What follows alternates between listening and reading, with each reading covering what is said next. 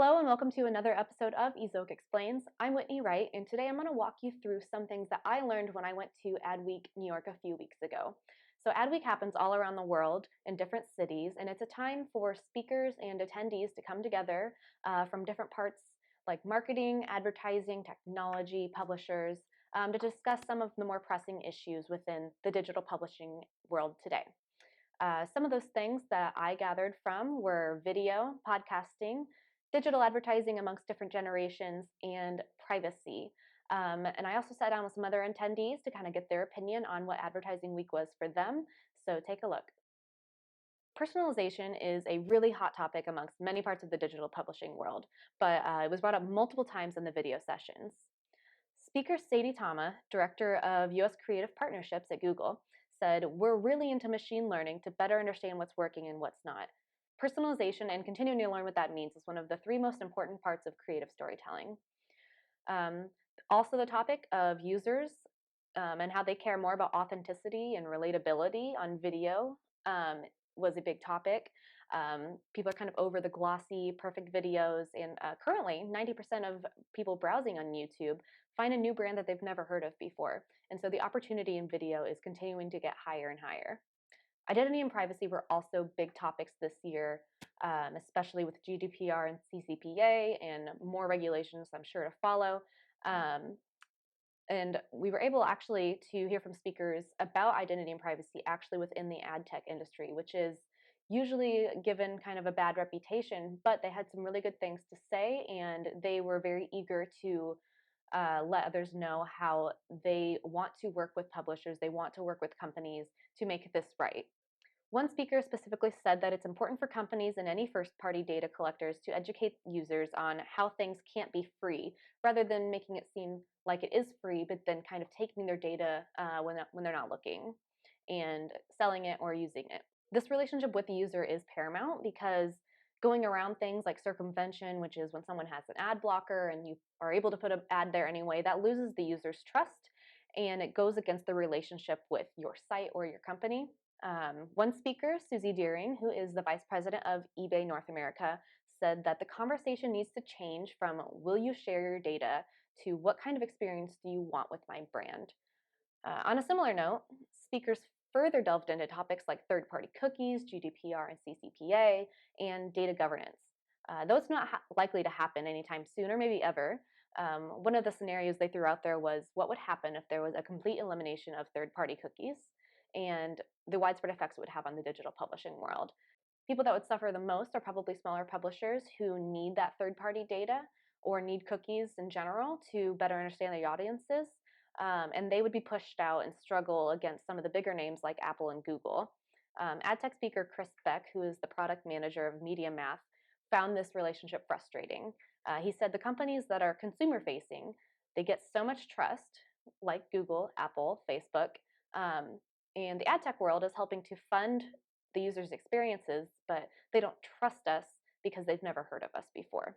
And while GDPR and CCPA are major things that came up, and there has been good things that have come from these regulations, there's obviously also bad things. So some of the good things that came up were finally awakening the entire industry to this larger problem and alerting publishers how the ecosystem is likely to move forward. Um, but it also created a tension in the ecosystem, and now everyone's just kind of waiting to see where things are going, especially because the language of these regulations aren't always so clear. There's a big difference between GDPR and CCPA, and that's the topic of consent. So GDPR requires that the user give consent for cookies, while the CCPA does not require consent, but it then gives the user an option to opt out and what data they want deleted. It's likely that other states will probably follow California's example, but that can get extremely confusing amongst 50 different states. And so it's likely that some sort of federal regulation in the United States will pass at some point.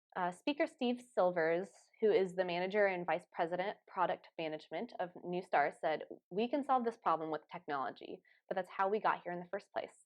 Until we have a cleaned up, good story about what we're going to do with the data, what's okay and what's not okay, whatever technology solution we come up with will be shut down. The hard part is getting people to come to the table and even talk about what they're doing with the data."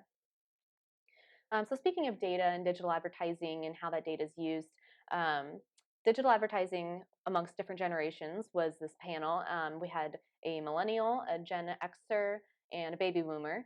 And the way that these generations interact with digital advertising and with their privacy is completely different. During the session, they discussed a study on generations and digital advertising that was done by Adobe and Advantis in September of 2019. And it found that two-thirds of Gen Zers, so people younger than millennials, are unaware of personal data abuse or they think it's untrue or exaggerated. 42% of millennials and Gen Zers have bought a product after hearing it on audio. And lastly, all generations trust TV advertising more than digital or print with their personal data. Um, and then as far as privacy goes, there were three different distinct opinions per generation. So the millennial representative expressed that giving up privacy is just a part of experiencing the online world, and she just assumes that everyone's listening all the time, and that there's nothing she can really do about it. The Gen Xer said that it takes longer for her to trust newer companies that she didn't use when she was growing up, and that targeted ads feel intrusive. And lastly, the baby boomer felt that he wasn't as influenced by digital advertising because the things he does or the things he buys are mostly out of habit now rather than preference. He's not really as affected by these influences. And he also felt that politicians don't have a clue about regulation or privacy, and any clue that they do have is from the perspective of the lobbyists who are then giving them that information. And then the last topic I'll quickly go over from Adweek is about podcasting. Two of the biggest challenges in podcasting that some of the brands have been having, and maybe digital publishers will relate with this, is how to measure and track where listeners come from in the audio landscape, and then how to translate a brand's visual identity into an audio identity.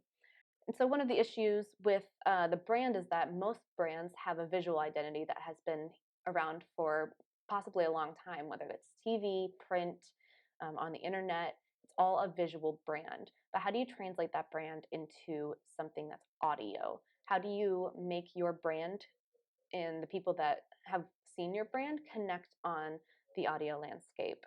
And then lastly, within podcasting, it's if it follows every other medium of communication that's from print to the internet to TV, it's likely that podcasters will also have to learn how to integrate personalization, which is currently pretty untouched in the podcasting world.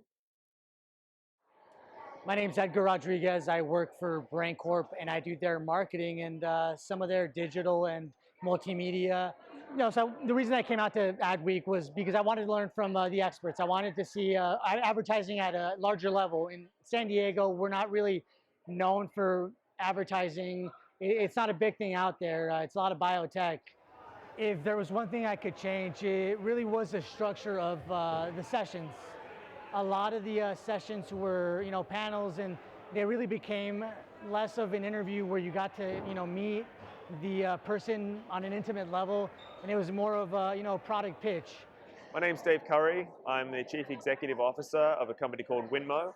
We are the largest advertising sales intelligence company for the advertising media industry. I came here to speak about the opportunity that exists for all sales professionals that target national advertisers, their agencies and tech companies about how to go about finding new clients, attracting new ad budgets, and finding new clients proactively.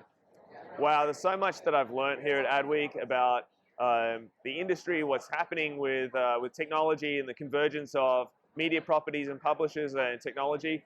I think probably a couple of the standout things that I've seen from a sales perspective and opportunity for our clients is that there's just so much opportunity for new business, new sales leads, new relationships to be formed. It's outstanding. What I'd love to be able to see next year is the opportunity for publishers to talk more about the things that that the audience is able to actually go and do and work with them on a day-to-day basis. A lot of the content seems to be based around big trends in the industry, which is great to hear, but some more specifics on exactly what publishers can go and do tomorrow at the office, I think would hit home a little harder for some of the attendees.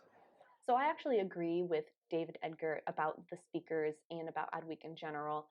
There was some good information to pull out of it. I was definitely able to learn a lot about privacy, but a lot of it was focused on bigger brands and advertising. The panelists, some of the panelists were really good, but a lot of it was just talking back and forth about what they've done in their company, but nothing really tangible to take back to your website or your company, and not a lot of publisher-facing topics or speakers. So in the future, I would really like to see something more granular and something that publishers can take away a little bit more.